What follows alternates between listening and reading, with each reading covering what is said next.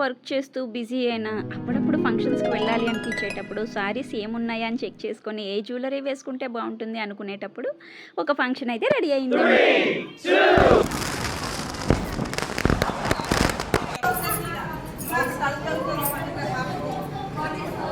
కొంచెం అలా జరగండి అది ముందుకు వచ్చి సర్ప్రైజ్!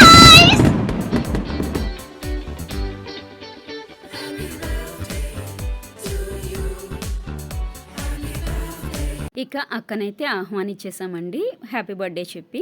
సో హ్యాపీ బర్త్డే చెప్పి ఆహ్వానిస్తునేటప్పుడు ఫ్యామిలీ మెంబర్స్ అందరూ ఒకరు గ్యాదర్ అయ్యి సెల్ఫీలు ఫొటోసు వేదికపై సాగనంపుతూ ఈ సిచ్యువేషన్ నాకు చాలా బాగా నచ్చిందండి.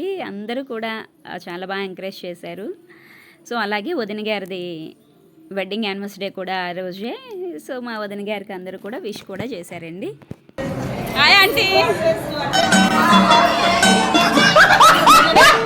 Oh my god. తెగ సోపేస్తున్నారు, పోతే పోయింది కానీ ఆ డాడీ.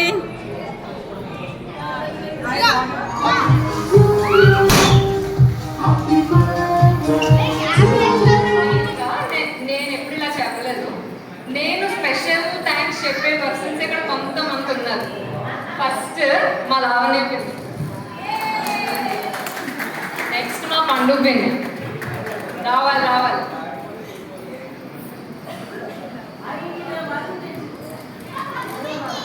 లాస్ట్ 2 months నుంచి ఫస్ట్ నాకు మా లావణ్య పిన్ని నుంచి కాల్ వచ్చింది, మమ్మీ బర్త్డే వస్తుంది అని.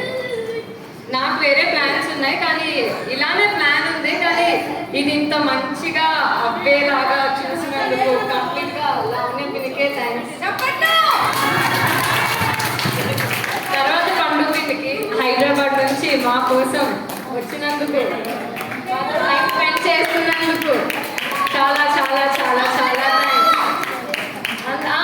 మెయిన్లీ మా చెల్లికి, నా చెల్లికి, చిన్న చెల్లికి నా థ్యాంక్స్.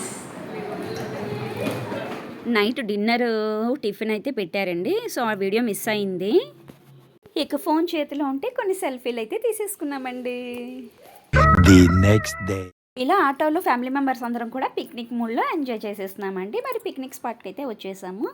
రుషికొండలో అయితే పిక్నిక్ వ్యూ బాగుంటుందని చెప్పేసి అక్కడికైతే వచ్చేసాము. వచ్చిన తర్వాత మనకి ఎంట్రన్స్లోనే చాలా షాప్స్ ఉన్నాయండి. నాకైతే మొక్కజొన్న పొత్తు తినడం చాలా ఇష్టము.